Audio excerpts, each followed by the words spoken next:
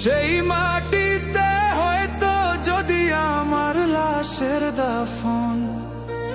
মায়ের মতো এত আপন জগতে কেউ হয় না।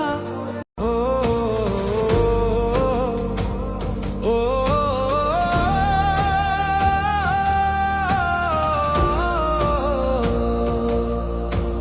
কোন মাটিতে বানাইছলা আমার মায়ের মন? সেই মাটিতে হয়তো যদি আমার লাশের দাফন। মায়ের মতো এত আপন জগতে কেউ